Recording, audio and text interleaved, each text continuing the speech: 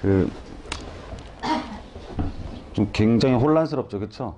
예, 지금 주거복지 로드맵이나 이런 것들이 이렇게 연구 자료들이 계속 나오는데 저도 보면 혼란스러워요. 이게 그 다 모든 게 통계에 의해서 예측하는 거지. 이게 뭐 우리가 뭐 점을 본다거나 이런 뭐 정확하게 맞출 수가 없는 거잖아요, 그렇죠? 그래서 통계치인데 참 혼란스러운 거는 왜 그러냐면 통계치가 잘 안 맞는 경우가 더 많아서 그래요. 그래서 안 맞는 건데 말은 그렇게 하니까 되게 혼란스러워져요. 그래서 그래도 나온 것들은 봐야 되는데 뭐 세미나 그 전에 다녀본 분들도 계시겠지만 그러니까 주거복지 로드맵이라는 게 나왔는데 이 안에서 그냥 어떻게 될지 몇 가지만 예측하는 자료만 보고 넘어가고요. 일단은 약발은 한동안은 안 먹혀요. 왜냐면 주거복지 로드맵이 나와서 택지 개발, 택지를 확보하고 주택을 공급하는 데까지 5년 정도 걸립니다. 5년 정도. 그래서 5년 정도 걸리면 실질적으로 공급이 일어날 때 이제 그런 효과가 생길 가능성이 있고요.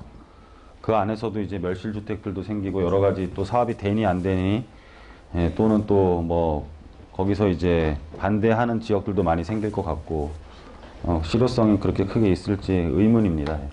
그래서 주거복지 로드맵 약판을 먹힐까 하고 그럼 과연 이런 것들이 우리 실질적으로 이렇게 공급하는 것들이 영향을 미칠까라고 보면은 크게 미칠 만한 것들이 그렇게 많지도 않고요. 한번 쭉 보도록 하겠습니다. 그래서 11월 29일 날 나왔는데 주택에 대한 그 평가, 주택의 양적 구조 완화, 평균적인 주거의 질 향상에도 불구하고 좀 어렵다.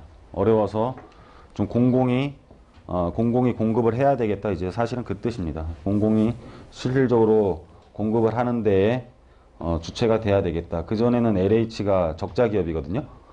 적자 기업이다 보니까는 공급을 못했어요. 못하다 보니까는 임대 시장에 대한 부분을 민간한테 맡겼어요. 민간한테 맡겨가지고 민간이 임대를 놓게. 그래서 준공공 임대라는 제도가 나왔었어요.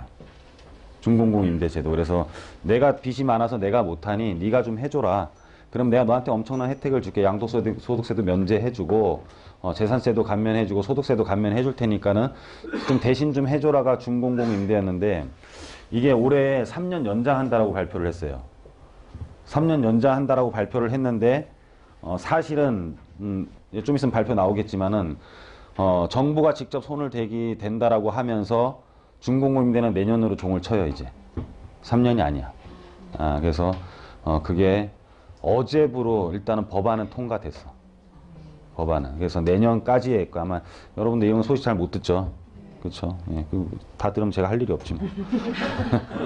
그래서 아마 준공공 임대는 내년까지로 이제 거의 확정이 된 거고 이제 실질적으로 정부가 손을 댄다 이렇게 보시면 될 것 같고요. 그리고 반대로 또 내년까지가 기회일 수도 있다.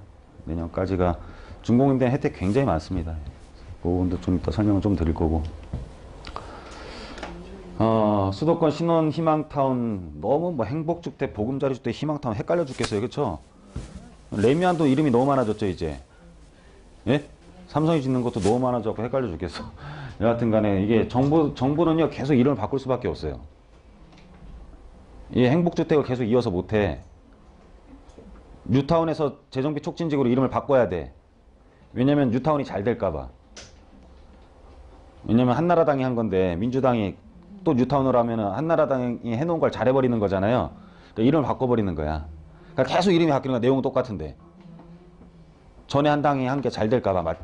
잘 되면 큰일 나잖아. 예? 무슨 말인지 이해 가세요? 하여튼 항상 그런 정치적인 게 있어요. 그래서 자꾸 똑같은데 이름만 바뀌는 거야. 자꾸. 헷갈리게. 사람 하나인데 이름이 많아지는 거지. 찍을 필요 없는 게 이게 다 있는 자료거든요. 예? 이게 그 주거복지 로드맵이라고 이렇게 해가지고 국토교통부 쳐면 다 나와요. 찍으면 핸드폰 용량만 딸려 나중에. 잘 안 받아져요 막 이렇게. 그래서 보면은 대략만 보더라도 이제 수도권이 더 좋아지지 않겠어요? 대강만 보더라도 이게 사실 임대 아파트들이 생기는 거잖아요. 예? 물론 분양으로 전환도 되겠지만 임대 아파트에 대한 인식들이 변경이 되지 않는 이상 임대 아파트에 있는 데는 고급 주거지가 되기가 힘들어요, 사실은. 그쵸? 어떻게 임대 아파트 인식 좋으세요? 안 좋으세요? 안 좋죠, 그쵸?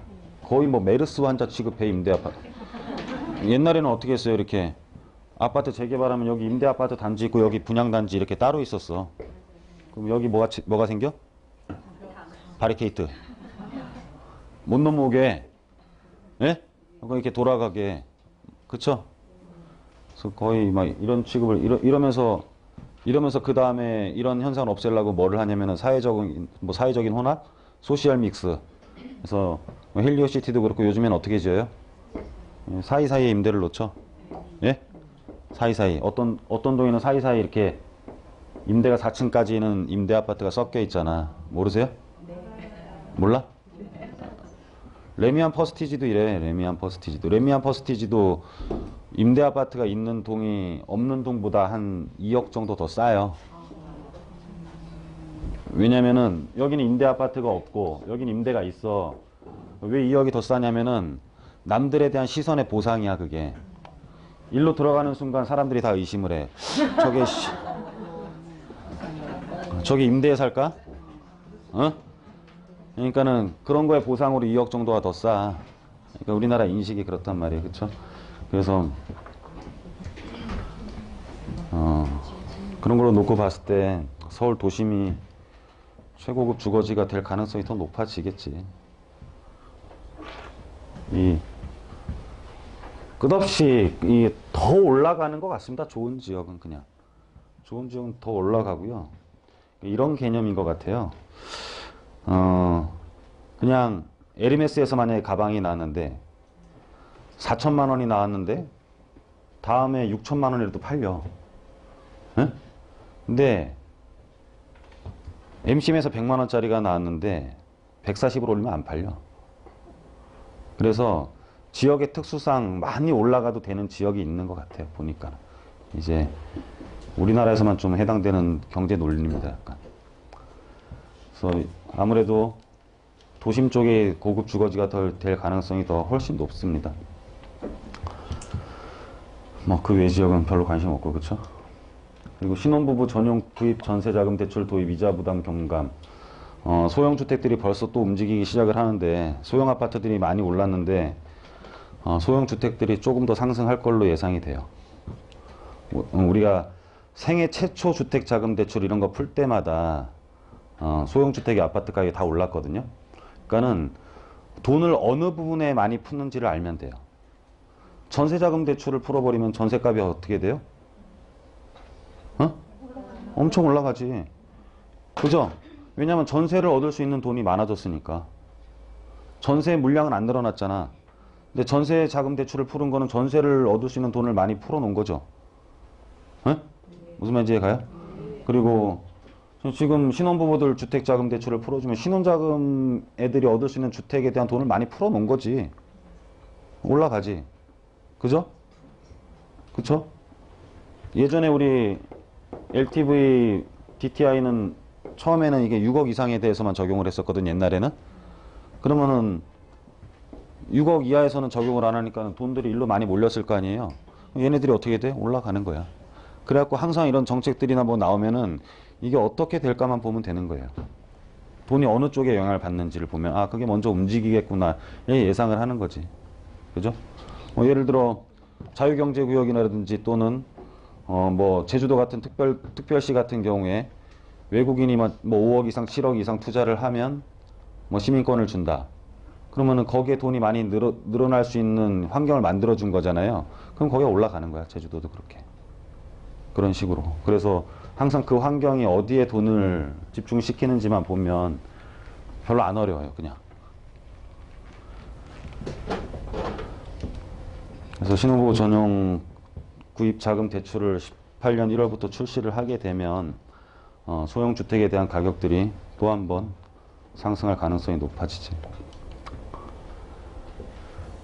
정비사업 조합원 포기 물량 기금 LH가 출처한 리츠가 매입해서 이 무슨 소리냐면 정비구역 물량을 조합원이 포기하는 데가 서울에서 포기해요? 예? 안 해. 그러면은 청산조합원이 많이 나오든 분양 신청을 안 하면 사업이 잘 안 될 거 아니에요. 그래서 사업이 안 되는 데들을 리츠가 매입을 해서 외곽 지역에 정비 사업을 진행하겠다 그 뜻이야. 무슨 말인지 가세요? 무슨 갑자기 서울에서 무슨 포기한 사람 한 명도 없는데 이게 나오겠어요? 포기한 사람 한 명도 없는데 이런 정책이 나오겠냐? 그럼 뭐 어떻게 왜 나왔냐를 판단을 해봐야 될 거 아니야. 예? 딴 데서 이거 뭐 다 1번만 주는데 왜 그런지 모른다니까 다른 애들은 잘.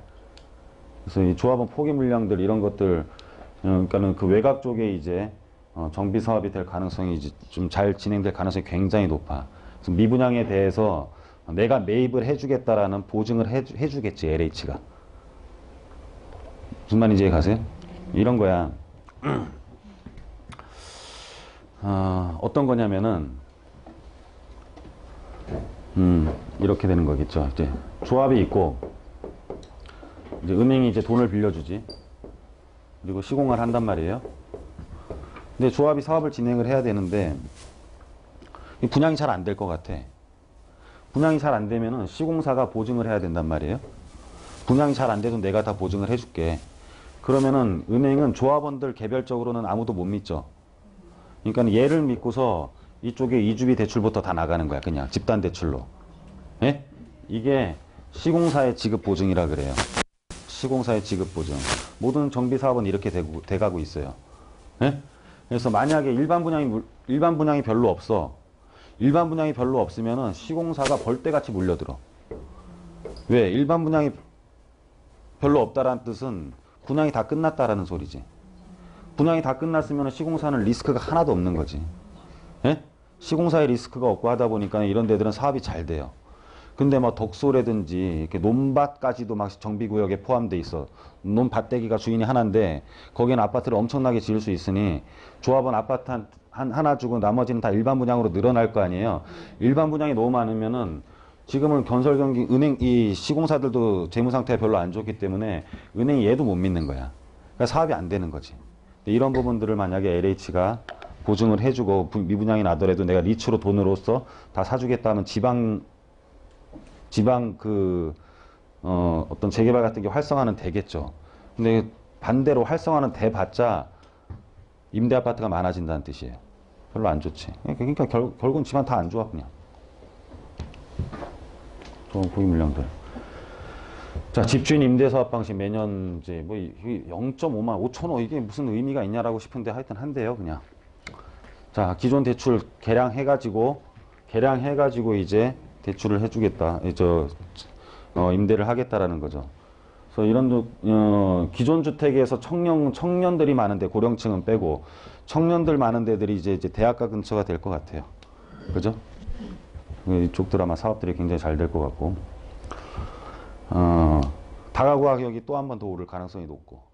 왜냐면 다가구에 대한 지원들이 굉장히 많아요. 이번에 법들을 보면. 예? 다가구 같은 경우에 대한 지원들이 다가구주택에 대한 기금대출을 한도 산정 기준을 호당에서 가구당으로 개편하여 지원을 확대를 한다라는 거예요. 예? 그래서 가구당, 다가구에 가구가 여러 개가 있으면 거기에 대해서 개편을 해갖고 하니까 훨씬 더 많아지겠지. 대출 금액이. 그래서 다가구에 대한 가격들도 또 올라갈 수가 있을 것 같아요. 도심 내 임대주택을 확보하여 서민들이 외곽으로 내몰리는 현상을 완화하기 위해 도시재생과 연계하여 공적 임대주택을 공급하되 지역주택 시설 작아지는. 근데 참 다 애매한 것들이 도심 내에 사람을 살게 해야 되는데 도심 내 다 수용을 못해. 예? 도심 내에 다 살게 하고 싶어 해 그냥. 내몰리지 않고. 근데 다 살지 못하니까는 GTX고 도로망을 넓히는 거겠지. 그죠? 결론은 GTX가 생기든 뭐든 다 용산이라든지 삼성동이라든지 이런 데로 집중이 됐단 말이에요. 종착역 자체는. 그죠? 그러다 보면 그 사람들이 다 도심 내 오게 편하게 만드는 거죠. 그래서 우리가 집값 같은 경우는요. 낮에 주간의 유동인구, 낮에 상주인구가 집값을 표현하는 걸 판단하시면 돼요. 예? 낮에 상주인구가 많은 곳이, 일하는 시간에 상주인구가 많은 곳이 사람들이 다 살고 싶어 하는 곳이라고 보시면 돼. 그죠? GTX가 무슨 마치 집값을 엄청 올릴 거라고 생각을 하는데 실질적으로 막상 뚜껑 열어보면 그렇지 않습니다. 지금은 굉장히 과열되어 있는데요. 나중에 그거 다 꺼집니다. 100%. 네. 뭐 삼성지구 지금 많이 올라가 있죠. 예? 운정 신도시까지도 많이 올라가 있어요. 지금 그쵸? 나중에 다 꺼집니다. 100% 장담합니다. 제가. 이 부동산은 교통에 대한 접근성이 좋아지면 좋아지는 것도 있지만은 사실은 입지가 집값을 결정을 해요. 우리가 그 신분당선 생겼을 때, 분당선 생겼을 때 종착역이 선릉역이었거든요. 선릉역. 근데 아침에 선릉역에서 타는 사람 한 명도 없어. 다 내려. 다 내리기만 해. 그러니까 무슨 소리냐면 분당이 편의성이 좋아진 거지.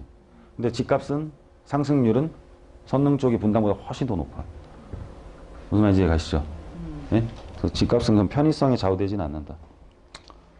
자기 집 앞에 20년 있다가 GTX가 생길까봐 이사들을 못 하더라고. 예? 앞으로 막 20년 있다가 2040년도에 GTX가 지네 집 앞에 생기니까 이사를 못 해, 삼성에서.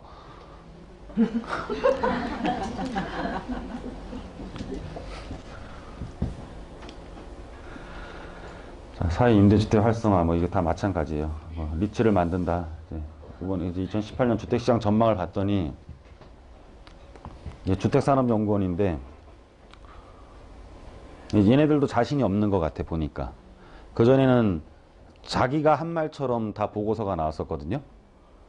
지금은 했더니 설문조사 정도로 돼 있어요, 보면. 쭉 다 읽어봤더니, 보면은, 뭐 자기 말을 안 하고 현재 수준보다 상승할 것이라는 인식이 대다수를 차지, 뭐 이런 식으로 해놔서 다 그냥. 지가 한 게 아니야. 남들의 인식이 그렇더라. 그러니까 지가 말할 때마다 틀리니까 그러는 거예요. 지가 여태까지 맞힌 적이 한 번도 없거든. 아니, 연구하는 애들이 지가 책상만 앉아있는데, 지가 시장을 어떻게 알아? 시장이랑 책상, 이게 완전 달라요. 여러분들, 네이버 보고 집, 뭐 이렇게 보는 거랑 부동산 나가는 거랑 체감이 완전히 달라. 제일 무식한 사람이 물건이 400개 나와 있대, 아파트에. 네? 어느 단지 보니까 물건이 400개가 나와 있대. 네이버에 400개 나왔다고. 그게 제일 무식한 사람이에요.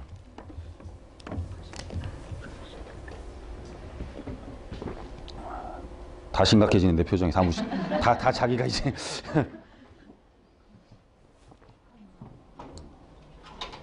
요즘 되게 기이한 현상이 거래량은 반에 반토막이 났는데 가격은 상승하는 거죠. 무슨 소리냐면 시장에 물건이 없는데 부르는 대로